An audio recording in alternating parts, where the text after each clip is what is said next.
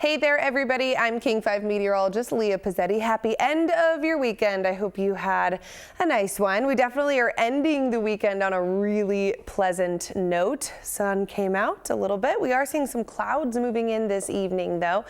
And that is a sign of the changing times. So as we take a look into our Sunday night, heading into early Monday morning, we are going to watch clouds rebuild overnight. That is thanks to a very weak disturbance that's moving in.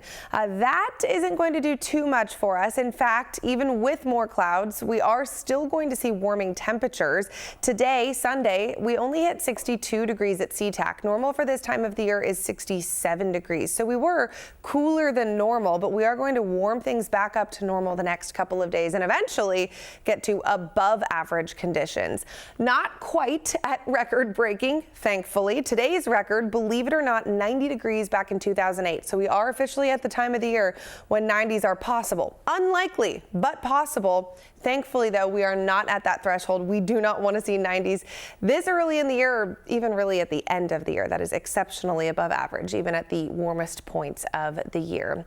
As we take a look forward, we are going to see some clouds coming and going, but really no big swings heading our way this upcoming week. Overall, it's fairly mild.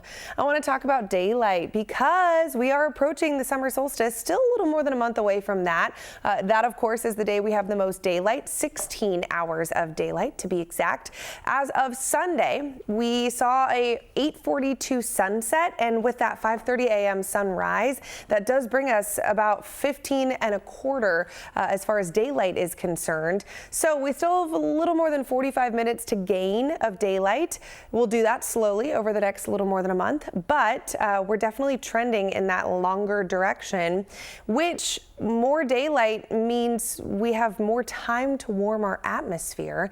And so yes, our daily averages are quickly climbing. In fact, Sunday's daily averages, look at that, 67 degrees for both SeaTac and Olympia, and Bellingham's average is 64 degrees this time of the year. So we were below average, but we can see those temperatures are definitely warming, and that will be the trend as we move forward, is temperatures will be able to warm up a little bit more.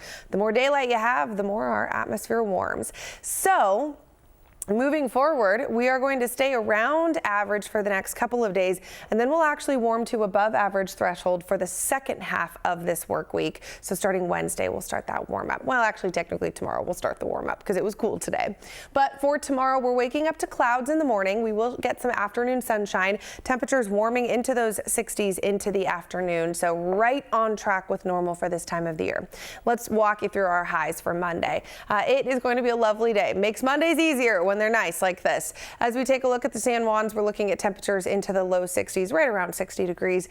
Western parts of Skagit and Whatcom County in the low 60s into the mid 60s for some spots as you push inland. Same thing for Island County, right around 60 degrees, a little bit cooler, low to mid 60s for a majority of Snohomish County.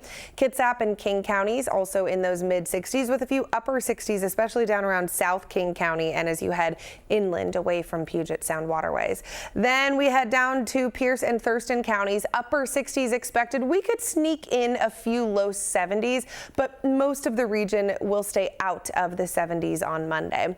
Down I-5, there's a shot at close to 70 degrees, but it looks like we'll stay in those upper 60s. And then over along the coast, South Coast, looking at upper 50s, heading up to the North Coast, also upper 50s. Through the Strait of Juan de Fuca, we're looking at upper 50s, a tiny bit warmer around Hood Canal into those mid 60s for your Monday.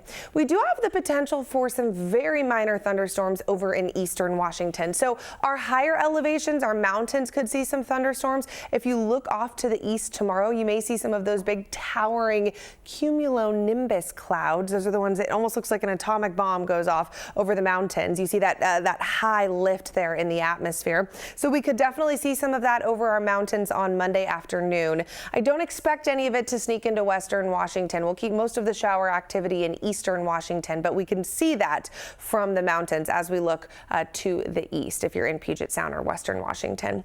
So we have clear skies on Sunday, but we have a very weak disturbance that's trying to move in overnight Sunday night into Monday. So that will build those clouds by Monday morning.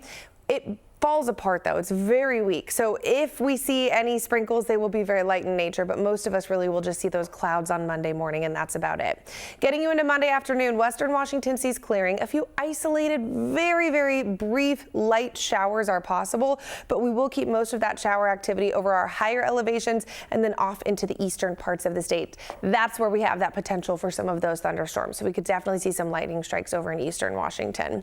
Then we get you into Tuesday morning. We are going to once again see clouds rebuilding overnight. So into Tuesday morning, we'll start with gray skies. We'll get a little bit of clearing into Tuesday evening, but we'll still hold on to some clouds, so it won't be crystal clear blue sky, just some sun breaks mixed in. By Wednesday, though, that's the day that we will welcome back better clearing, better sunshine. No rain, though, in the forecast for really the foreseeable future. We're hinting at some indications for some light rain by 1 week from now, but a majority of this upcoming week should stay dry. Don't love to see that. We need some rain this time of the year. We want to keep things damp. We don't want summer to start too early. We pay the price in the long run, of course. But the end of this week did pay off a little bit. We got a tiny bit of rain. So Bellingham now is at about 1.33 inches for the month. This is the month of May. Normal is a little less than that. So we're actually above average for Bellingham. Bellingham's doing okay. SeaTac, though, should see about 1 inch of rain by now. We've only seen about half, so yep, do the math, about 1/2 inch of deficit. And then same thing for Olympia, about 1 1/3 inch of rain. We're close to that. We're not that far behind. So Olympia is only about 1/1400ths off from normal. So we're making progress. That rain at the end of the week definitely helped, but I'd love to see a little more rain. Unfortunately, though, measurable rain is not looking likely the next couple of days. We see those temperatures warming to those seasonal upper 60s Monday and Tuesday. Wednesday is when we will sit right around 70 degrees, and then we'll be into the 70s Thursday, Friday, into Saturday. As we head into Sunday and early next week, we're starting to see some indication of maybe some showers, but at this point it looks like it will hold off for the 7-day forecast. Of course, we will keep an eye on that and keep you updated if anything changes, because it can. But heading into Memorial Day weekend, yep, this is Memorial Day weekend next weekend. It looks like things should be pretty nice out there, so you can definitely start making those outdoor plans, at least for the first half of the holiday weekend. But be sure to stay with the King 5 weather team as we continue to bring you the very latest on your forecast. Have a great week, everybody.